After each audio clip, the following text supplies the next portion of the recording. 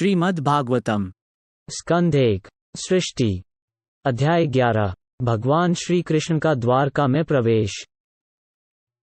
सूत गोस्वामी ने कहा, अपनी अत्यंत समृद्ध राजधानी जो आनतों के देश द्वारका के नाम से जानी जाती है के समीप पहुंचकर भगवान ने अपने आगमन की घोषणा और निवासियों के निराशा को शांत करने के लिए अपने शुभ शंख को बजाया।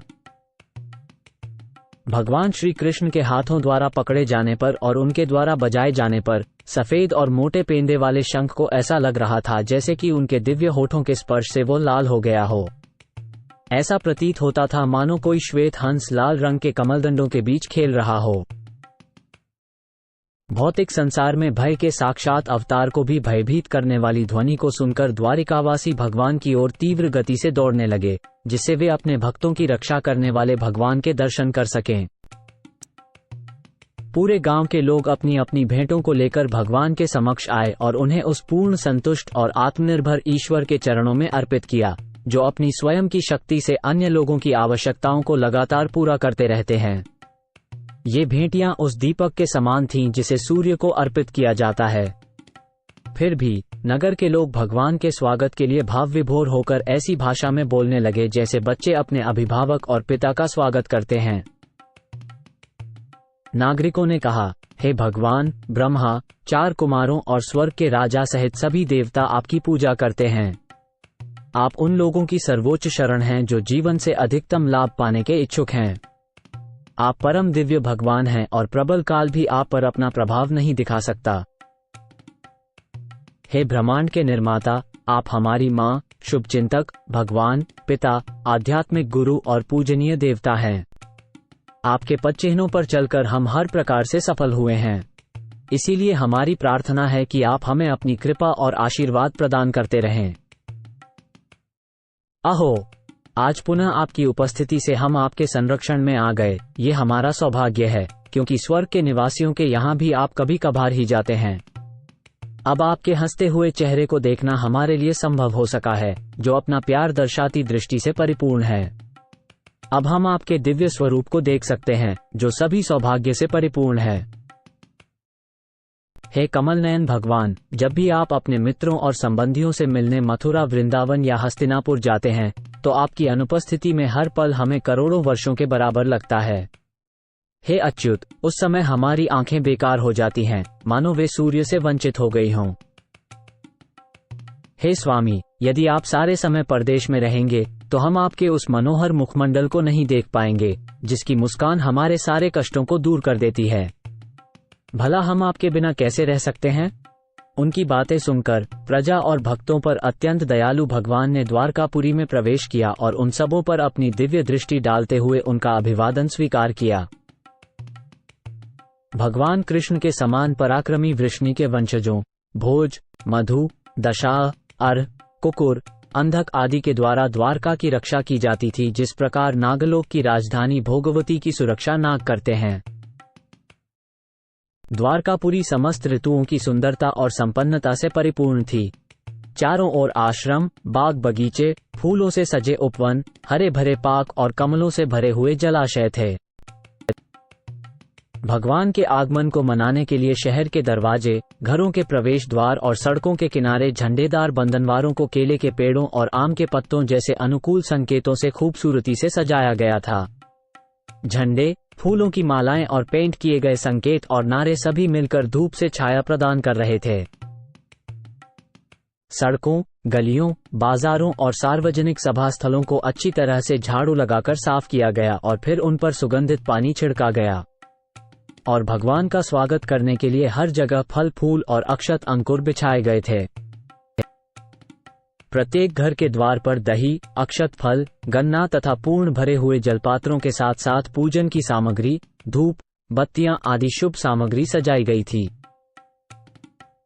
ये समाचार सुनकर कि प्रियतम कृष्ण द्वारकाधाम पधार रहे हैं, महान हृदय वाले वसुदेव, अक्रूर, उग्रसेन, अलौकिक शक्तिशाली बलराम, प्रद्युम्न, चारुदेशन और जाम्बती के पुत्र सांब सभी अति प्रसन्न हुए और तत्काल आराम करना, बैठना और भोजन करना छोड़ दिया। वे फूल चढ़ाने वाले ब्राह्मणों को साथ लेकर तेजी से रथों पर सवार होकर महादेव की ओर बढ़े। उनके आगे आगे हाथी सौभाग्य के प्रतीक चल रहे थे। शंख और तुरही बजाए जा रहे थे और वैदिक ऋचाओं का उच्चारण हो रहा था। इस तरह उन्होंने उनका अभिवादन किया जो स्नेह के रंग में रंगा हुआ था। उसी समय सैकड़ों सुप्रसिद्ध वेश्याएं विभिन्न वाहनों पर सवार होकर आगे बढ़ने लगीं। वे सभी भगवान से मिलने के लिए बहुत ही उत्सुक थीं और उनके खूबसूरत चेहरे चमकते हुए कुंडलियों से सुशोभित थे, जिससे उनके माथे की शोभा बढ़ रही थी। प्रख्यात नाटककार, कलाकार, नर्तक, गायक, इतिहासकार, वंशावलीविद और विद्वान वक्ता सभी ने भगवान के अलौकिक लीलाओं से प्रेरित होकर अपना अपना योगदान दिया। इस तरह वे आगे बढ़ते रहे। भगवान श्री कृष्ण उनके पास गए और उन्होंने अपने सभी मित्रों, रिश्तेदारों, नागरिकों और उन सभी लोगों को जो उनका स्वागत करने के लिए आए थे, यथायोग्य सम्मान और आदर दिया। सर्वशक्तिमान भगवान ने वहां उपस्थित सभी लोगों का अभिवादन सबसे नीची जाति के व्यक्ति तक सिर झुकाकर, बधाई देकर, आलिंगन करके, हाथ मिलाकर, देखकर और मुस्कुराकर, आश्वासन देकर और आशीर्वाद देकर किया। तत्पश्चात भगवान स्वयं ही अपने वरिष्ठ परिजनों और बेसहारा ब्राह्मणों के साथ, जो अपनी पत्नियों सहित थे, नगर में प्रवेश किए। वे सभी आशीर्वाद दे रहे थे और भगवान के यशों का गान कर रहे थे। अन्य लोगों ने भी भगवान की महिमा का गुणगान किया। जब भगवान कृष्ण राजमार्ग से गुजर रहे थे, तब द्वारका के सब सम्मानित परिवारों की स्त्रियां अपने अपने महल की अटारी पर चढ़ गईं ताकि भगवान का दर्शन कर सकें। वे इसे एक बहुत बड़ा त्योहार मान रही थीं। द्वारका के वासी समस्त सौंदर्य के आगार अच्युत भगवान को नित्य निरखते रहते थे, किंतु फिर भी वे कभी तृप्त नहीं होते थे। भगवान का वक्ष लक्ष्मी जी का निवास है। उनका चांद जैसा चेहरा उन आंखों के लिए मदिरा का प्याला है जो सुंदरता के पीछे भागती रहती हैं। उनकी भुजाएं शासक देवताओं के लिए विश्राम स्थल हैं और उनके चरण कमल उन शुद्ध भक्तों की शरण हैं जो भगवान के अलावा किसी और के बारे में बात या गाना नहीं गाते हैं। जब भगवान द्वारका के राजमार्ग से होकर जा रहे थे, तब एक सफेद छतरी उनके सिर पर पकड़ी हुई थी ताकि वे धूप से बच सकें। सफेद पंखों वाले चंवर आधा घेरा बनाते हुए लहरा रहे थे और रास्ते पर फूलों की बारिश हो रही थी। पीले वस्त्र और फूलों की मालाओं से वे ऐसे लग रहे थे जैसे एक काला बादल सूर्य, चंद्रमा, बिजली और इंद्रधनुष से एक ही साथ घिरा हुआ हो। अपने पिता के घर में प्रवेश करने पर उनकी माताओं ने उन्हें हृदय से लगाया और प्रभु ने उनके चरणों में अपना सिर रखकर उन्हें प्रणाम किया। माताओं में देवकी, उनकी असली माता, प्रमुख थीं।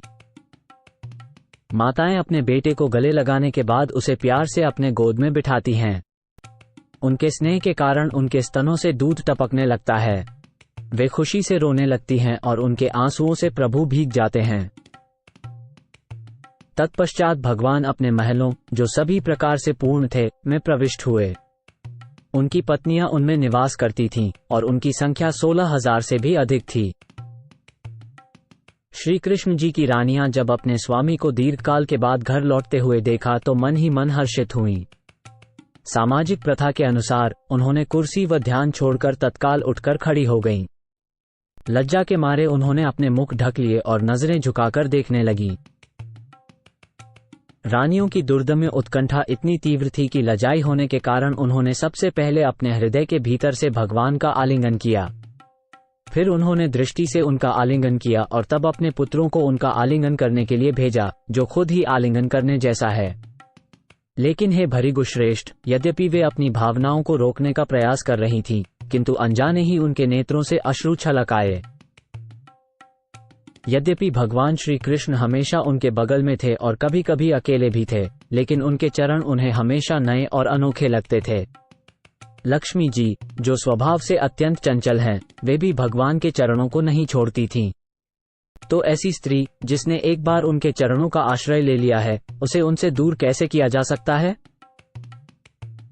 पृथ्वी पर भार बने हुए राजाओं का वध करके देवता शांत हुए। वे सेना, घोड़ों, हाथियों, रथों और पैदल सेनाओं से अहंकारी हो रहे थे।